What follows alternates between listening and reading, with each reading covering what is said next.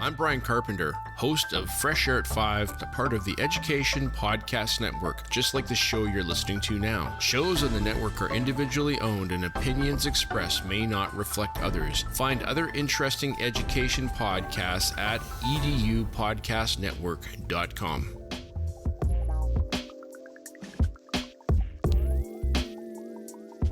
Hello, everybody, and welcome to another great episode of My EdTech Life.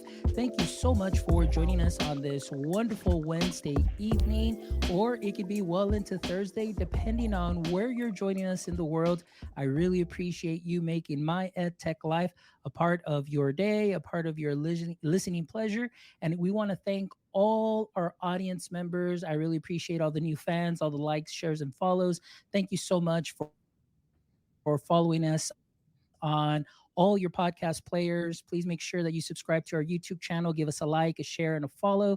And then that way, all the wonderful algorithms will share all of that out to all your amazing friends and just keep us in your feed. So thank you so much. And I am definitely excited about today's show. We have an amazing guest who has such an amazing story. And I had the honor and the pleasure of meeting him in person during ISTE, and it was just an amazing experience. And I want to welcome to the show today, Dia Merci Cristel, who is joining us all the way from Tampa, Florida. I'm going to call you Diem. All right. Is that cool? Yeah, All yeah, that right. works There you go. So, perfect. Diem, how's it going, Diem? It's been a while since you and I have chatted. I am doing so well. Thank you so much, Fonz, for having me here. It's honestly such a pleasure. From when we met in Philly till now, it's been just honestly an amazing experience. So thank you for not just being an amazing host, but also being just an amazing human being and educator. Oh, thank you. Thank you, DM. I really appreciate it. And like I said, I definitely want to give our mutual friend, Jacqueline Gochoco, an amazing thank you. And we definitely want to give Class Hero a thank you also as well. And Rita Ferrandino, who hopefully will be joining us too on LinkedIn and checking out the episode. Thank you so much. And to all the wonderful people that we got to network. And DM, honestly, I am just amazed because the fact that I got to meet you and hear your story. I have not heard a story like that before, but the fact that at your young age, 25 years old, you are a founder of this amazing app that I had the honor of viewing and just talking about it. And it just really blew my mind because I saw so much potential. And I recall that evening that you and we talked maybe for a good 3 hours. And then the next day we talked maybe for another 2.5. And it was just something that we were just going back and forth on. And just because it is something that is wonderful. So, DM, for all our audience members that are joining us, they're going to be catching this live or catching this on the replay. Can you give us a little brief introduction and give us a little bit about your context as a founder? Let's talk about that story. Awesome. Again, thank you so much for having me here and giving me the opportunity to tell my story and the passion that I have for education. So my story really, really starts in a refugee camp in Tanzania. My both of my parents are Congolese, and so I was born basically in Tanzania as a child of no nation because Tanzania does wouldn't like see me as a Tanzanian essentially a Tanzanian citizen, or Congo really wouldn't see me as a citizen there because I wasn't born there. So I was just a UN kid, born in the middle of a jungle, and for a very long time for me living in refugee camps, obviously it was one of those experiences where when you're a kid, you kind of just are born where you are born, but very very quickly I started to see that where I was born, the resources that I was giving and the environment that I was living in did not have the adequate I would say resources to be able to help me find my passion and my purpose in this life. And also on top of that, being able to actually ignite the potential that I have. And so for me, living in those refugee camps really quickly, I started to notice, instead of like kind of boasting of like, how, just living in those refugee camps, I started to see other students or other kids who look like me who had amazing talent. journalists, there was artists, the entrepreneurs, the engineers, the geniuses in these refugee camps. And and that to me was kind of that first place where I saw that talent is evenly distributed everywhere in this on this earth. And it doesn't matter if you come from a refugee camp like I did, or you come from Tampa, Florida, like where I am right now. Everybody has their unique talent, their unique gift that they can offer to the world to make the world a better place. And for me, seeing that, and then seeing the environment that I was living in, and how that environment did not give me the opportunity for me to not only find not just my passion, but really find the potential that I had within me, by not just my potential, but also the potential of other kids who were living in those kinds of environments, really got to me. And so I was thought like, oh my gosh, like, what if, I was living in a different space. And so when we watch movies, for example, we'd watch these American movies, or movies from the UK or Australia, or China, like, and you would be all these kids on computers and doing these amazing things. And in my brain, I'm like, oh my gosh, I can't wait to go there. I can't wait to go there and see what they're doing in those in those educational environments. Because I never thought that I would come here and I would see the kind of education that I was able to experience. And to kind of fast track a little bit, but my family came to the U.S. in 2010. That's after 13 years of living in refugee camps. So I came here when I was 13 years old. From being born in a refugee camp all the way to living in Colorado as my first year in the U.S. And the most surprising thing, I think, was the food. It was a little bland. It was a little bland. That was my biggest surprise there. Because again, you also see the food, on TV. You're like, wow, like that food looks so amazing. But really, for me, education was really, really important, because I always thought, as I come to the U.S., I always thought about the other kids that I left back in the refugee camp that look like me, that wouldn't have the chance and the opportunity to have, this opportunity of being in America. And obviously for me, being from a refugee camp and coming to America was like this dream that I had for more than 13 years of my life. And so for me, for a long time, one of the things that after I came to the US, I always thought about, okay, like, how can I use this opportunity to now gain that educational experience that I thought I was going to go get. And so for my first year of school was seventh grade. And in seventh grade, I got really lucky actually right away. And that's kind of the thing for me, was like I got so lucky, and I had Mrs. Klemper as my teacher.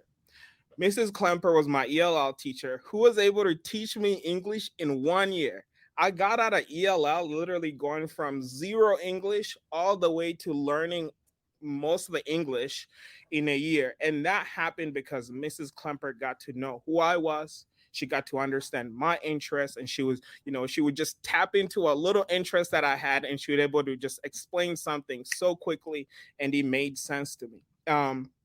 And one thing that Mrs. Klemper was able to find out about me was like, I'm an introvert, I'm an extrovert. So I love talking a little bit in the class. And sometimes she would, like she would pull me away. It's like, hey, DM, look, like, go do this other thing, go do this presentation, because I know you really wanna exert your energy in the classroom. And so she gave me opportunities to be able to do that. But the biggest opportunity for me that Mrs. Klemper gave me in my first year in that seventh grade was that she saw that not only can I speak in the classroom, not only can I present pretty well, but one of my other teacher, Mrs. McGraw, got, teacher of the year. And then Mrs. Klemper comes to me and she says, hey, DM, look, because look, I really wanted to get out of ELL. Like I was like, oh, like I want to learn really fast. And the reason why, by the way, that I wanted to get out of ELL so bad is because I thought all the innovative lessons, all the innovative things that I saw on TV were in the regular classes. And I was just being, kept in the ELL classes box, right? To where, like, no, you can't access that until you learn English. So I was like, oh, I'm so eager to go access that. So I wanted to learn English really fast. It's just like, look, I see that you've been doing really, really well learning your English. So I'll give you a deal. She said, if you write a speech for Mrs. McGraw and you're able to go deliver the speech when she receives her Teacher of like the Year award, I will take you out of ELL. That was the deal. And look, Fonz, that was say less, say less. I went straight up at home, wrote my little speech about, Mrs. My Girl and why she was such an amazing teacher. And, and this was the first time, by the way, I get my first McDonald's meal. Her husband picks me up again. It's like this relationship again, just showing up. Her husband picks me up. We go to McDonald's and they're like, oh, what kind of meal do you want to get? I'm like, I don't know. I've never been to McDonald's before. But her husband buys me my first ever kids meal. We drive down and it's like 200 people.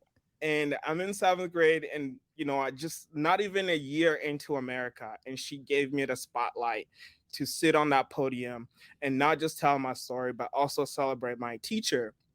And she kept her end of the bargain. Once I went back to class the next day, she's like, you did an amazing job. You did it. Next year, you won't be in ELL. And it was one of the happiest days that I had. And for me, having that experience of an educator who was able to get to know me and able to see that, wow, this student has potential to be able to sit in front of people and actually deliver something meaningful and tell their story, to me was one of the first basis where I started to see the educator who really cared about the students and actually and how the caring of the students was able to accelerate my learning journey as an ELL student, where again, testament of learning that one, English from zero, to I'll say about 80% of it in 1 year. Um, and so for me, that experience now going into the regular classes, I didn't have Mrs. Klemper anymore. And so I started to see just like how education to me started tank from 7th grade going down. And like the more that like the more that I went into the traditional education, the more that I felt like my teachers really didn't know me. I was just kind of like a number. I started to feel like I was just kind of back in the refugee camp, closed faces. I didn't really have the freedom to learn some of the things that I wanted to learn. Um, and then also at the same time with me being disengaged, I started to see and notice that it wasn't just me. It was my friends.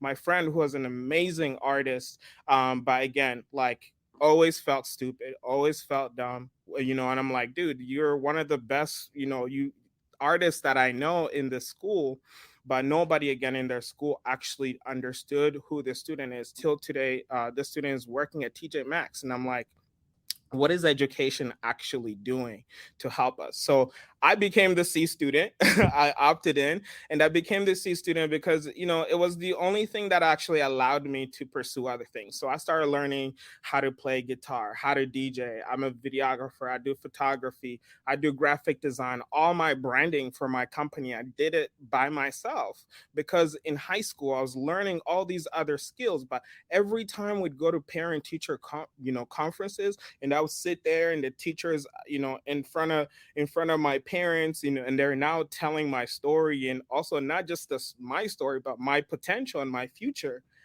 I always felt like there was a disconnect there of like who I knew I was versus what the teacher was saying I was to my parents. And so for me, that disconnection really kept me, in a state where I wasn't really like honestly happy with my educational journey.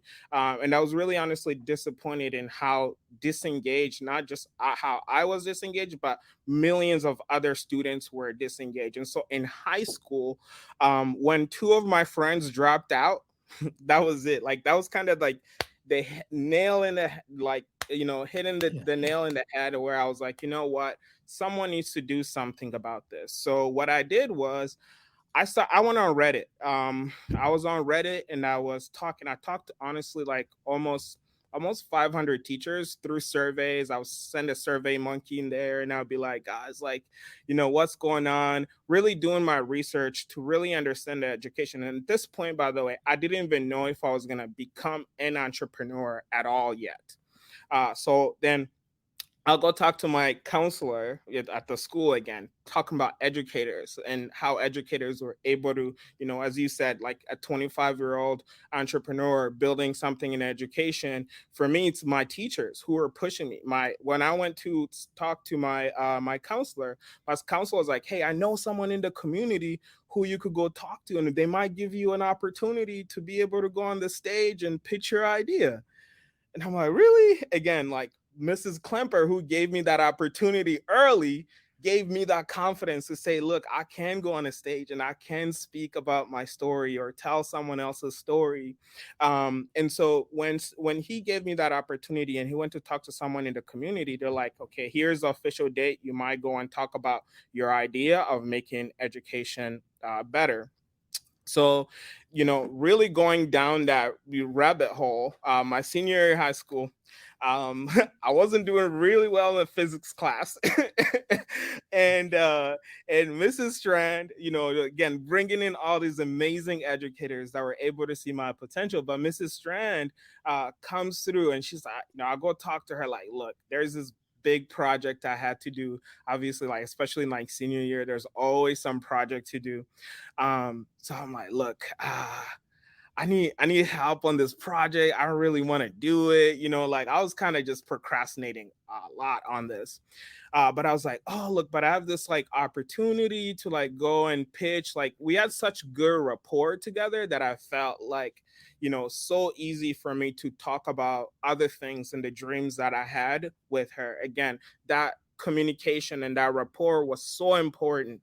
And so I told her about this pitch that I was offered to go do. And then she goes, look, so I know you have to do this physics project. I know you maybe not going to be Einstein or something like that. So listen, if you go out there and you give the speech, I will replace your project grade to that speech. Again, say less, right? Say less. Like you couldn't have asked me to do anything better. So I was like, boom, I will go do that speech instead of do this physics project that I have to do. But again, she saw that potential in me, and she was able to, really like find it, able to pluck it out. And also not only that, but she was able to give me opportunities outside of school based on the skills that she saw that I had, based on the dreams that I had. She was able to go beyond giving me a grade and replacing that project grade, the physics project grade, to me going out and giving a speech. And then, again, that spiraled going into in the universities with Scott Meyer, and so many educators that were able to, really follow me on this journey to give me the opportunity to not only like tell my story, but continue seeing the little potential that I had and giving me opportunities to be able to showcase that. And that's what I want for every kid going through education. So for me, it's like, what if we could scale Mrs. Klemper? What if we could scale Mrs. Strand? What if we could scale Scott Meyer in every classroom, where every student is going in there and they're feeling confident that the educator who's sitting in front of them actually cares about them. And so when I started talking to educators, like, look, we care so much. But man, I have so many students. In the classroom, and that's where I started to really find what the problem was. And and we can get into the problem a little bit too if you want.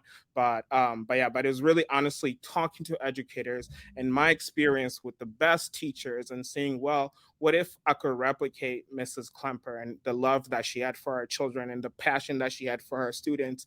What if I could replicate Mrs. Strand, who was respected and because she knew how to build rapport so well? So how do we take that work that she does and then make it really easy for other educators to be able to do in the classroom? Yes.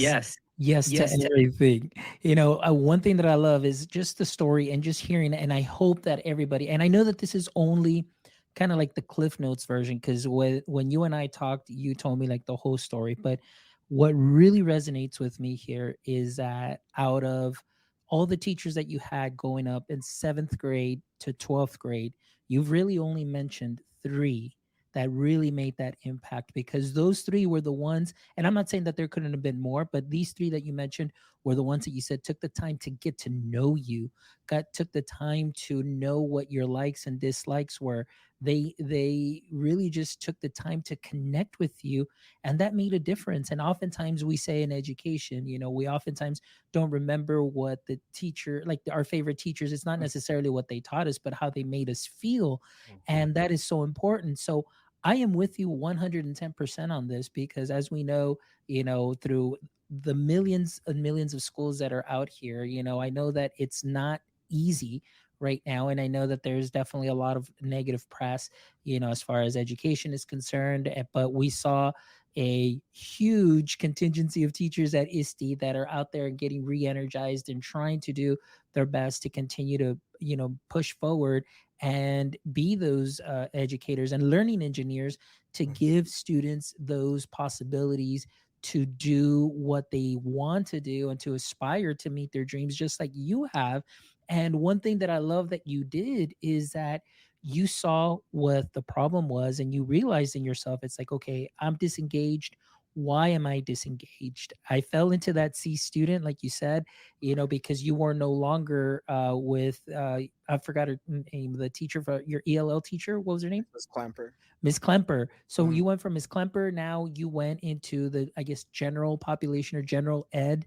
And now you saw that everything moved fast, the curriculum moves fast, and oftentimes, as best as the teachers are trying to do, it's like they're juggling a thousand plates at once and trying to do everything. But what I love is that you said, let me scale and see what we can do with these three teachers are doing, but do it in such a way that is easy for all teachers to be able to do, to make those connections. And then that's when we can talk more about Enlight and how that idea came to be.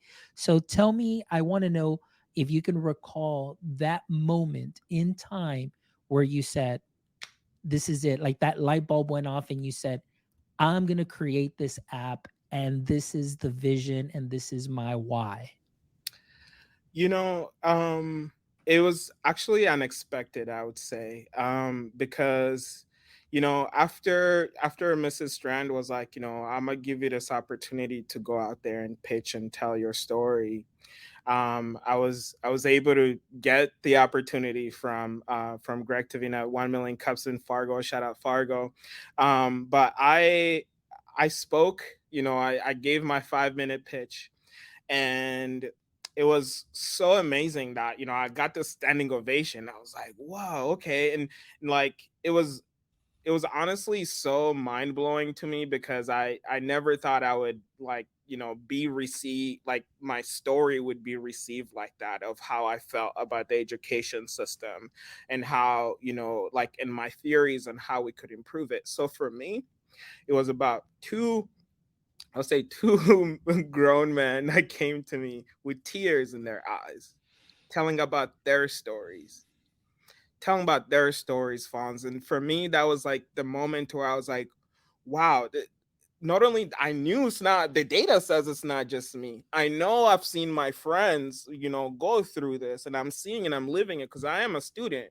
But this person is like 40 years old, like with kids, and he's crying, in front of me, because of the experience that he also had. And so, like he was telling me about his story, his personal story about how he felt about the education system, and how it wasn't able to see him for, not like, for all the amazing talents that he had to go figure it out later, after going to college for something he really didn't even like really like, and spending money, like, it was for me that, hearing other stories from other people at that pitch. And then after that, when I went to start talking to other educators, I had this teacher from Texas who said something that, like, clicked, and he said, you know I have, I have more than like 300 students in my class. And although I, work really hard to try to, build a rapport with my students, sometimes I just feel like a public speaker don't really know my audience. That was it. I was like, oh, so what do you want to know about your audience? What do you want to know? And and that's where it really kickstarted my conversation with educators. Again, going back to Reddit, and Reddit is a huge educator community. So I went back on Reddit and I started talking and having conversations in comment sections with educators, like, hey, what do you guys want to know about your students? And so throughout after high school, what I started doing was I started building profiles essentially for teachers, like, basically pro bono. So, I it was four things that they really wanted to know early on. And this was like back in like 2017. They want to know their passions, their interests, their aspirations. They wanted to know what needs the students had, especially, and how the students were feeling. So that social emotional learning part was really really important.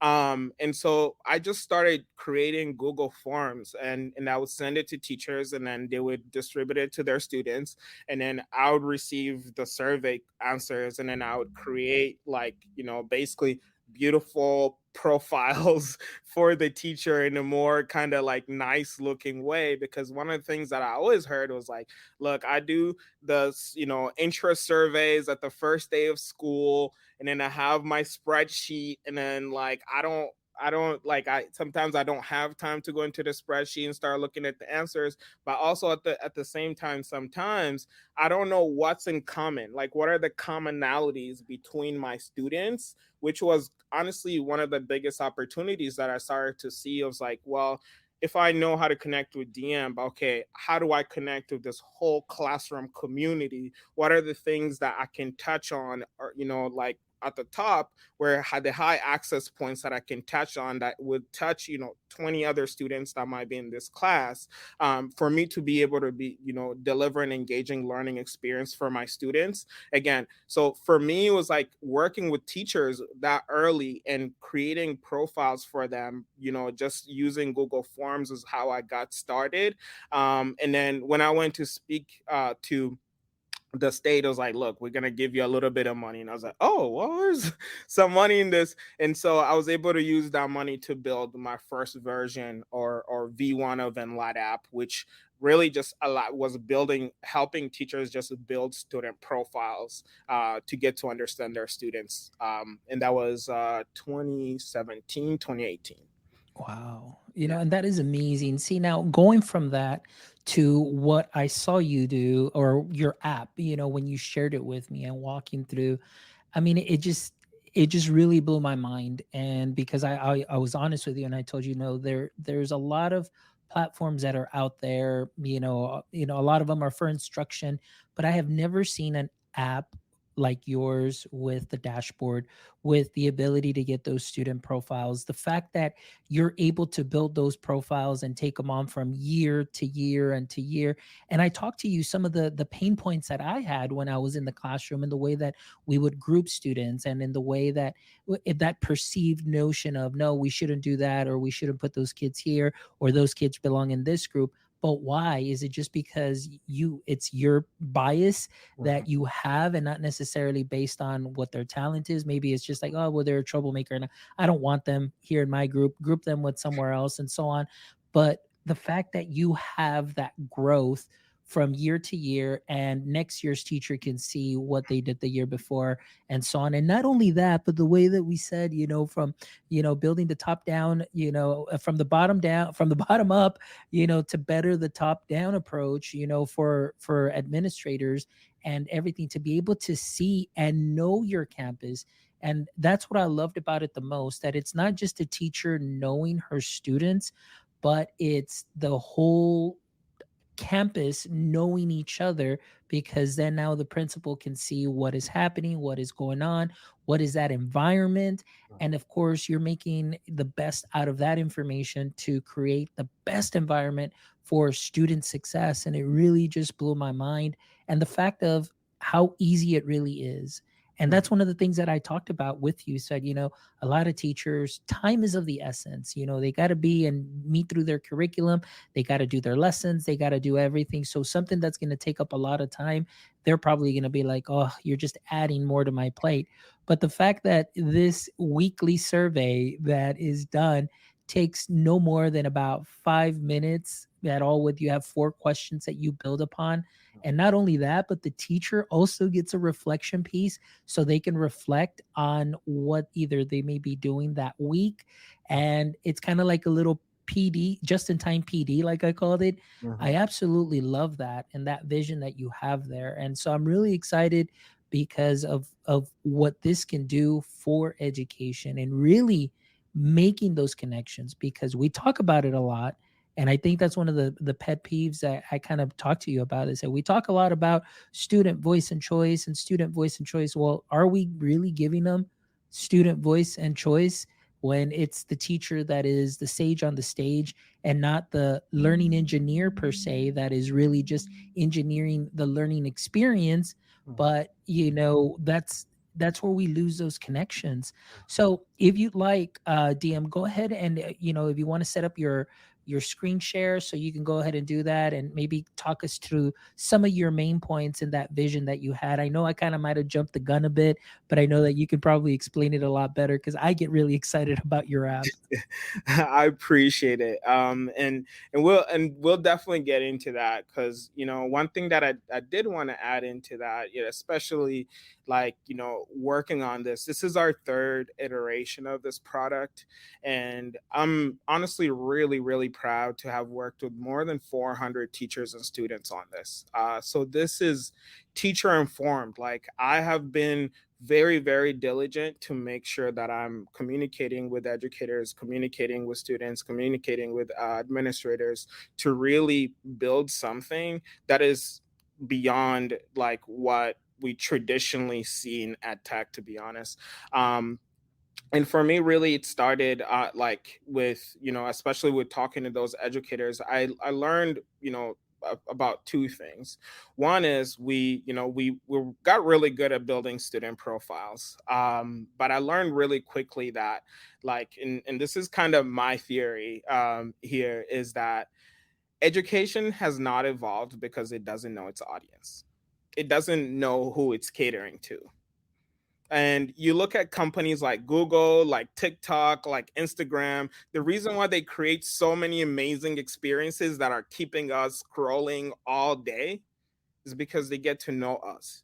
And for me, I always thought, like, what if a teacher knew their students as much as Instagram does? What if a teacher knew their classroom community as much as, like Google does, right? To me, it's that piece of understanding these students, who they are, their interests, because that's the same data that these most social media companies are honestly using to be able to engage the youth on these platforms. And so for us taking that data, you know, by understanding that, I had to go in and really work with teachers to understand, okay, what kind of data do you want to know? And so from us serving these more than 400 teachers, more than 400 teachers and students, we learned four main themes is what teachers wanted to continuously learn. Because when we were building profiles, by the way, and this is kind of why this continuous data is so important, two problems came up. One was,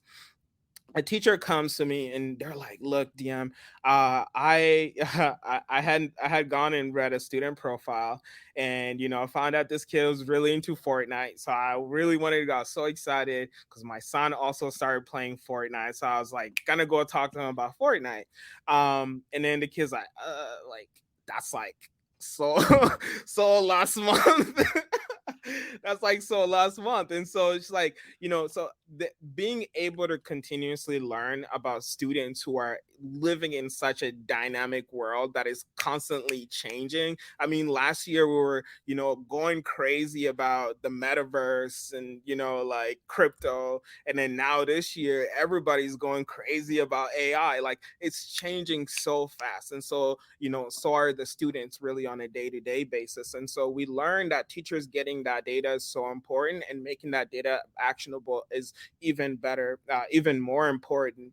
And then also on top of that, going a little bit deeper, teachers usually don't receive data. So I always remembered it was like the last day of school when we'd get, like, we'd take the how was school this year experience survey. And I'm like, well, if y'all getting this data now, you can't really improve on anything. And so the other big complaint that I saw from, that I heard from educators was that we're not getting just in time data about what's going on and the experiences that my students are having in the classroom. But also at the same time, I'm not getting, like, if the school did collect the information, I'm not getting it till next semester when we come back for the summer. And so it's like, well, the students that I had, now I'm like kind of sitting there wishy-washy, like, oh, I wish I did this. I wish I did this. If I knew this ahead of time, I could have done this or I could have done that. And so for me, really learning 4 pillars that educators wanted to learn about their students continuously and actually getting that data in time for it to make a difference was so important. And so we had to literally design something brand new, that, like, that I'm honestly really, really proud of. But essentially, the app is able to allow educators to learn 4 main things about their students in these categories. They're learning it continuously, going from super shallow questions to very deep questions. One is, who are my students? 2 is, are they mentally ready to learn? 3 is, how can I improve their experience? And 4 is, how can I improve my craft as an educator? Those 4 big themes are the themes that we learn that educators want to continuously learn to be able to improve their, not just the education experience for their students, but also themselves as professionals who go into teaching wanting to make an impact on their students. And so we took those 4 main themes and we broke them down into, okay, on the first day of school or on the first week of school, how can we take 5 minutes of the school community for students to answer interesting, fun questions about themselves, which, by the way, we talk to students too. And guess what? Students would tell us about, the tools that they're also using, because there are some tools that they're using, especially for social emotional learning and funds. It's like, how do you feel? How do you feel? How do you feel? How do you feel? How do you feel? Every day, it's the same questions over and over and over again. And you end up with these what we call emotional heat maps that tell you, that, again, going from teacher feedback, or a teacher is like, well, I might see that my students are getting sadder and sadder and sadder every week, but I don't know what to do about it. I don't know what to do about it. And so that, again, that just in time PD, and also having proactive data, like, oh no, well, I know Fonz is having a really bad day today. Hey, Fonz, actually, going on to Enlight and saying, okay, it's Fonz's birthday next week, and talking to you about that. Or Fonz is really interested in X, and going in and talking about that and seeing how I can incorporate that in the classroom, or just making a quick comment in the classroom about that you only you might know. It's like, oh yeah, she read my profile. It's like having those access points, to be able to really not just like, the way I always call it is personalizing the love that you have for your students. How can you Oh, personalize that? Because when I was sitting in the classroom and you say, as an educator, you're like, I care about you guys. I look around, it's like 30 of us. Like, why do you care about me? Like, it's about me. For me as a student, why do you care about me specifically? And so how can you personalize that love that you have for your students, and not just project it to the 5 students that are in the front of your classroom, but also allow the students who are in the back, who sometimes don't even talk, to be able to allow themselves to be able to express themselves, and for you to get to know them. I'll tell another story, and then we can go into the demo a little bit, and I'll show just a little bit of the student profiles and stuff. But there was a teacher that was working in Arizona, and this was our in our second iteration of our product. She called me one day after she was using our product. She distributed the app like, "Hey guys, like, please use it. Please, please build your profiles." She apparently had this student in her class that just never talked fonts, never said anything. She was always in the back doodling, and she's like dismissing her, like, whatever. She's, that one student, I guess, that just will not engage. And so Enlight app comes into the classroom. Every student's like building their profiles, and the kids are really excited to be able to not just express that. And for the students, by the way, just building a profile with questions about you and your interests and things, like it just got them so excited. But not just that, but also it saw like, wow, this teacher actually cares about us enough to ask us these questions. Like, for them it was so exciting. But the student took her laptop, went to the teacher, and was like, Mrs. Aaron, they don't have tattoos as an interest on here. And by the way, I never thought like high school kids would be interested in tattoos, or like middle school kids, because that's what we usually target. And so we never put it as an interest, as an option for an interest. So the teacher calls me like, "Hey DM, look, you gotta add tattoos in here. We didn't have custom interests and things like that, so kids couldn't put in their own interests." But like the teacher calling me and telling me like, "Hey, you should add tattoos." So I was like, "Look, what's going on with this tattoo story thing?" Turns out, which by the way, encouraging the teacher like, "Hey, you should go talk to the student a little bit more, why she cares so much about us adding this tattoo. We want to know the story."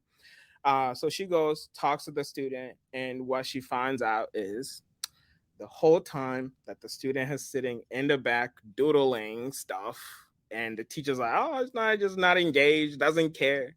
The student is an amazing tattoo artist, amazing. So she brings her notebook of like, "Oh, here's all the tattoo drawings." Again, this student doesn't used to not even talk to this teacher. They didn't really have, a really good rapport, and just having that tattoo, and the teacher asking more about that interest that the kid had, the kid bringing the notebook and showing the teacher all the tattoos that she's been drawing, and like inside in and outside of school apparently at this time, really brought these two, the teacher and the student, together. And also at the same time, the teacher had always wanted to get a tattoo since she was 17, and that was like an even bigger spark, which was like, "Oh, hey, I've always wanted a tattoo since I was 17, and you were a tattoo artist." So we had, again, like, it's like these steps, man. Like, we had this teacher get a butterfly tattoo from her student, from just, again, figuring out that this kid has an amazing talent. And so you think about that student, and like, and the bond and rapport that that student built with that teacher. For the rest of the year, respect was there. The kid was starting to actually engage in the classroom just by figuring out that little thing. That kid passed that class that year, and that teacher got a forever tattoo, of her, from her student, and that student will never forget that teacher ever. And then all because she was able to gain one little access point to just know that this kid is interested in tattoos. That is amazing, and this is what I loved about your app and the work that you're doing and taking those things into consideration, and the fact that you, like you mentioned earlier, the Fortnite piece, oh, that was so last week, or that was so last month. Mhm, Now this mhm, is my interest, and the fact that that profile changes continually, and I mentioned to you my story, the way that I would, get to know my students that whole first week. I wouldn't even teach. Everything was just about community building and getting to know my students, but I got to know them for that first week. But as the year went on, obviously things change, their likes and dislikes change and so on. So then it got me thinking. I was like, man, the way that you have set this up, it is a win-win situation for the student and the teacher. Number one, for the student, because they are allowed to take ownership within their I guess the way they feel in that social emotional connection, in that community building. They actually have a voice and a choice of what they want to share. and the teacher gets all that information and is able to make those adjustments in their teaching for that week, because maybe, the student's struggling that week, something's going on at home. Maybe there was a situation, obviously there's a lot of things that may happen, like death in the family, things that happen, but now the teacher is informed and they're able to adapt to meet the students' needs and actually really meet them where they're at, rather than just passing them over and just continuing where the student just kind of gets lost within, the whole system, and gets lost within the class, Yeah. and disengaged. But now it gives them that tool. And then, of course, that reflective piece. One more thing I wanted to add that I love about your app is that you mentioned, and many districts use certain, programs, that they do, but those programs are all teacher centered. It's the teacher that is leading Mhm. everything. And like you said, it's like, well, how are you feeling today? Well, why are you feeling this way? And okay, well, now I just did my compliance, did my check mark. I'm going to go ahead and now just continue with my lesson, and really not give enough time for students to have that discussion, have that discourse, and really be able to open up and share and hear. It's streamlined in a way that makes things, like I said, easy for the student, easy for the teacher, but not only that, but at the administrative level too as well. The administrators are able to see the climate of not just one classroom, but of the whole school, and find those trends, like what is happening, what do we, and then adapt to provide those supports that may be needed, in those just in time moments too as well. So that's something that I absolutely love. So kudos to you, my friend. I'm really excited. So are you going to share a little bit about of your app here on your screen? Yeah, I can go through a little bit actually. This would be actually probably first time ever that we're showcasing this, because we're going to be launching this fall, so I'm really excited. Here, let me see, share screen. I'll share my full screen for now, and let me know if you can see this. There we go. We're all set. Awesome. So this would be your typical class. Like, you'd have, about, so this class, for example, has about 41 students. And you could see actually right away, you start seeing these little, like, crowns here. So it's Bianca's birthday today. It's also Matthew's birthday today. And so again, it's like those little reminders as we just start to scroll through here of like the different students and the different personalities that are in, that Mrs. Williams has in her class. And so we can look at one of the profiles. For example, we'll look at Bianca. Bianca's, hobbies, and this is how the profile looks. Again, very, very clean, very amazing. We get your first name, the student's last name, their birth date, which obviously that was this week's birthday, which was July 10th. You get the nickname of the student, you get the hobbies, the three top hobbies of the students, the three top interests. They also get an academic goal, and this was something that we learned when we were working with educators. They wanted to also understand how confident their students were in their class. And so one of the questions that we ask when the students are enrolling in a class on Enlight app is, based on what you know about this class, what grade do you think you're going to get? And that that question really, really allows the educator to see, like, okay, this kid is a little confident in my class, really hoping for that B plus. And then what you get is the weekly insight. So for example, last week, and this is one of the things that we from feedback from students, they really wanted to make the questions relevant to what's going on, like around around the time, like of when they're taking that survey. So last week, so these are questions from last week. So for example, we asked about their favorite ways to celebrate Independence Day, and then since it was Independence Day, and LADAP is able to use that Independence Day's like context to ask kids different things about themselves, about their sense of independence and personal growth this school year. So you can see here the student in this class, felt like they had a low sense of independence and growth. As you can see here, again, like that's something that the educator can go and have a conversation with the student. And you could see here also, like we ask, what aspect of personal growth have you focused on most this year? So that social connections and relationship building is what the student really is focused on. And so we ask 3 multiple choice questions weekly. One is a community question that allows the students to also learn about each other and their community. And then we ask the open-ended questions, which you can come in here and actually see Bianca's, other questions. So how can we support your growth and independence this year? And here you get a treasure trove of answers. For example, what 3 words describe you best? Bianca thinks she's an activist, she's an artist, she's a strong leader, she's creative. It's these kinds of like questions and answers that really allows the educator to get to know that student a little bit more in the classroom.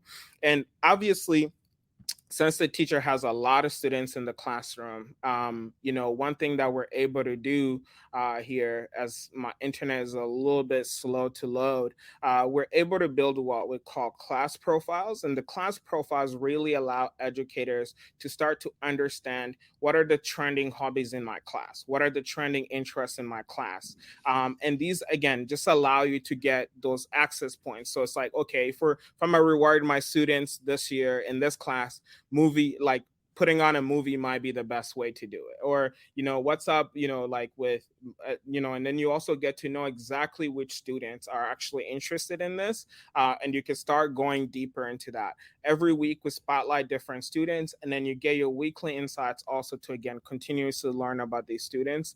And the profiles are all dynamic, and so you could see here every week we're spotlighting different students, so you're continuously learning about them.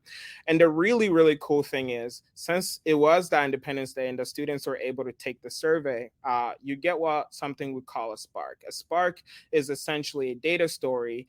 Think about it like a Spotify Wrap story for educators, that they're receiving and learning something new about their students every week. So you're able to just quickly come in here, and we tell you as an educator, the first thing we give you is context. What are you going to be learning about? And what kind of action why is this important? And what kind of action can you take based on what you're about to go learn about your students? So this is a very, very quick PD that, this is like our first kind of like PD that the teachers get. And it really just starts to allow the educator to understand the context of the data, and what kind of action they can take based on the data. And so, as you go in, you can start going and learning what the students answered, and you can go and see that here. The other question, the 4th question, is the open-ended question that you're able to come in here, and then you're able to come in and read what the students said really, really quickly. And then on top of that, I do want to show a little bit of the student app.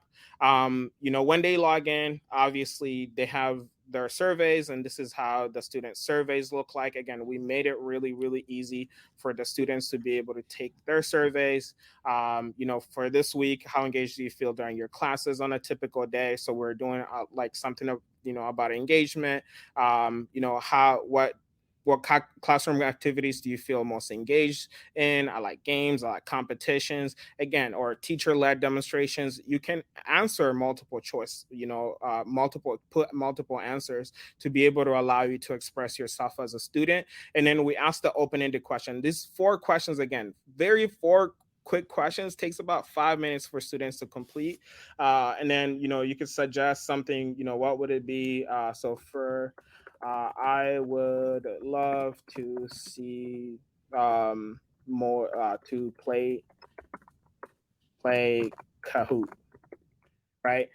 So again, getting that feedback from students about things that would actually make an engaging classroom for them. Once you're done, you're just literally submit it, and it goes out to your students.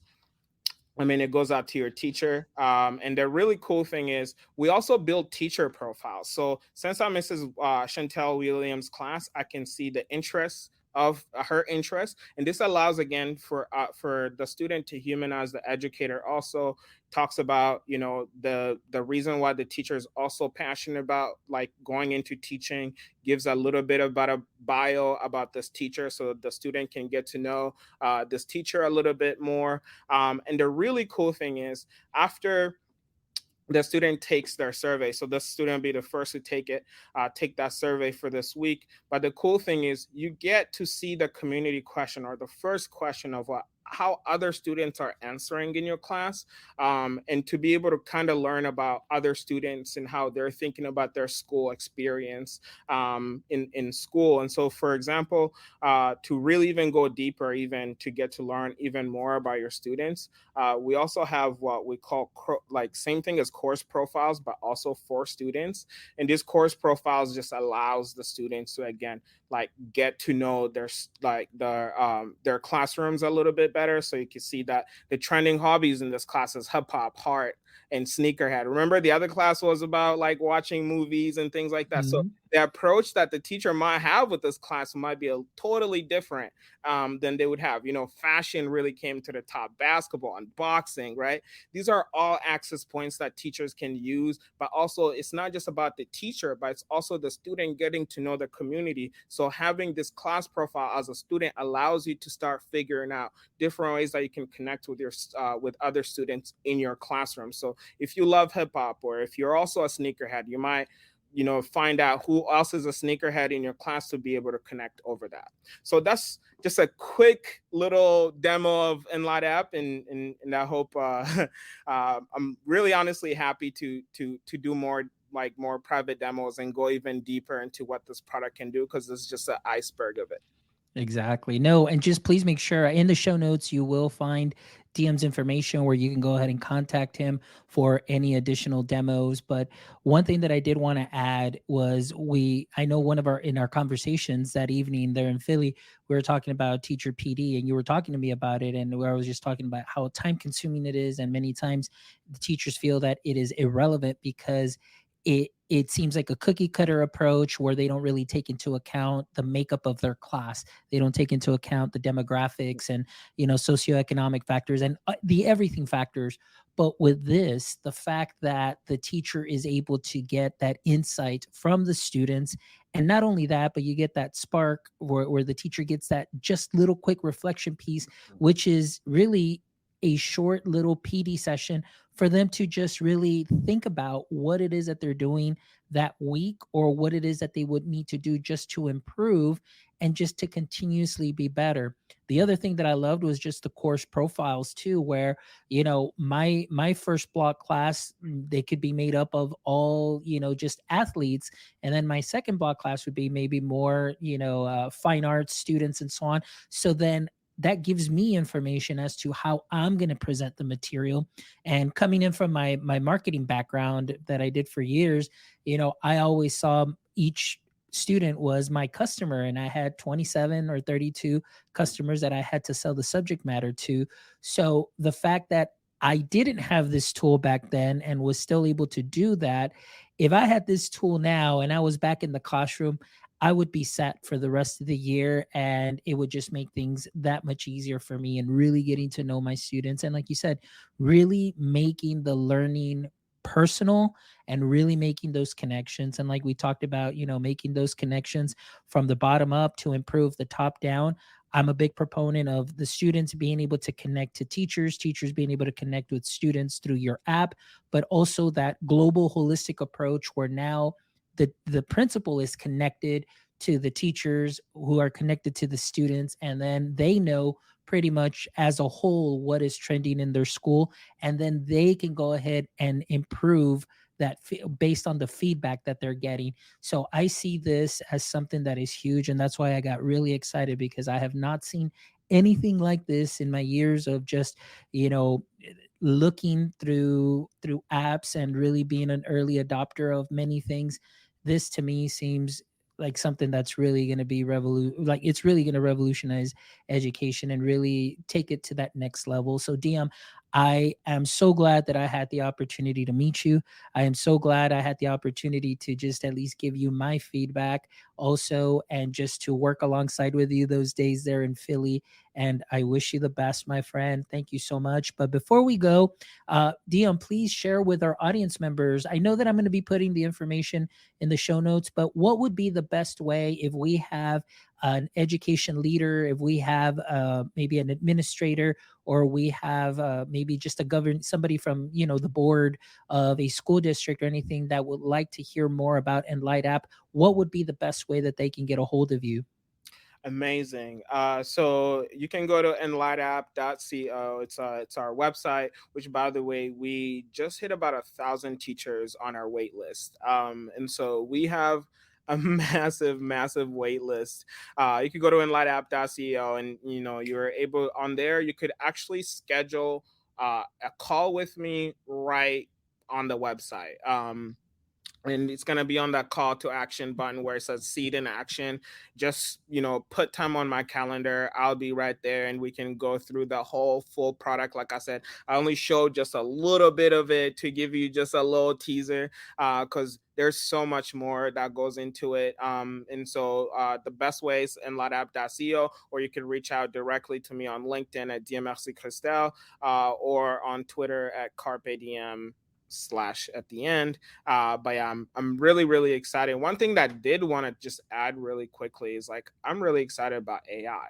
And I think, like, especially when you brought up the PD part, like like our goal is that this tool is helping you understand your students. It's helping understand their interests, their needs, and these needs and interests are able to allow the educator, or it's able to allow our AI engines to, and especially, like, I was working with amazing advisors like Jero Washington, and like Rita Ferrandino, like, it's so many amazing educational advisors, and using that to create amazing professional development materials for educators that allows them to continuously learn about their students. I also want to shout out Ian Bott, also, who has been an amazing advisor to on the team.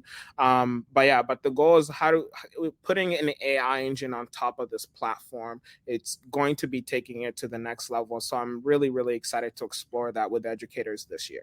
Excellent, man. Well, I'm so excited, man, and I wish you continued success. But DM, before we go, this is the last segment of the show where I always end the show with the last three questions for our guests.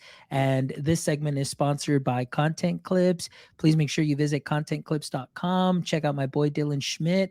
If you are a creator and you really need to put out some content and you have long form and you want to create it into some short form stuff, please make sure you visit contentclips.com and make sure you check out Dylan Schmidt and follow him, because again, you don't have to hassle with any software. You don't have to hassle with doing things on your own at all whatsoever. They get it done. They're professional and they will get you squared away.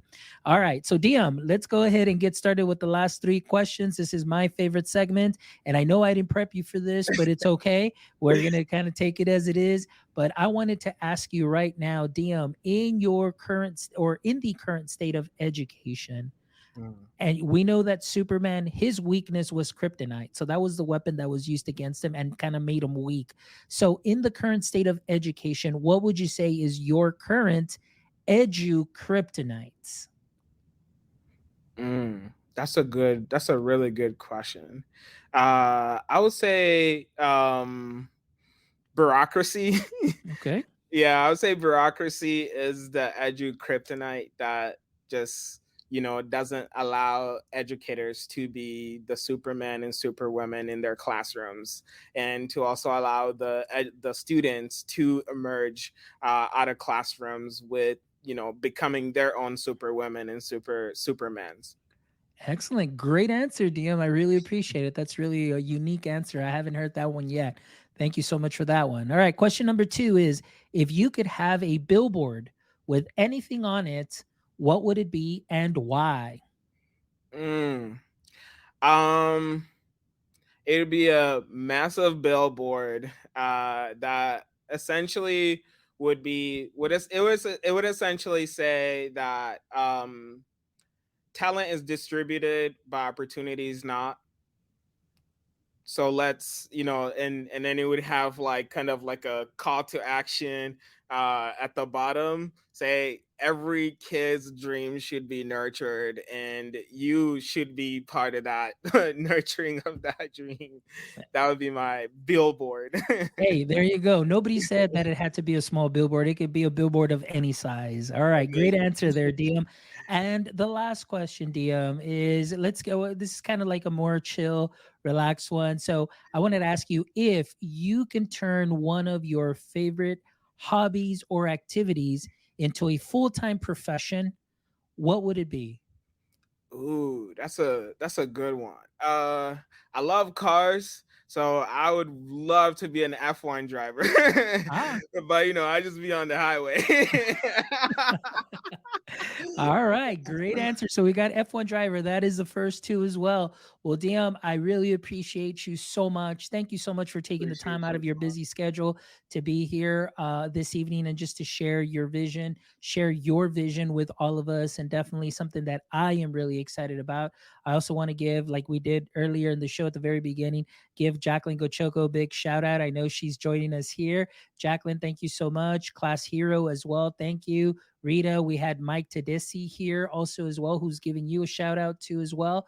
And all to all of you, all my friends, please make sure that you, if you're going to check out this episode on the replay, please make sure that you check it out. Make sure that you share it. DM is going to be doing some great things. You're definitely going to be hearing about Enlight app a lot more in this coming year after the fall. So you please make sure that you're watching out for them, probably at the next big conferences like TCA, FETC, ISTE, and all of that in this next coming year, because this is definitely going to be taking off.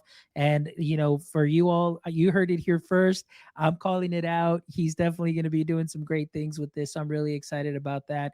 And for all our audience members, as always, thank you so much from the bottom of my heart for making this show what it is today. We do what we do because we have that passion and that drive to bring some amazing conversations your way, some amazing educators and creators your way, so that you can connect with them and learn from them. So please make sure that you visit our website at myedtech.life, where you can check out this amazing episode and the other 209 other wonderful episodes with amazing educators and creators that you can take some knowledge nuggets from and sprinkle them on to what you are already doing great.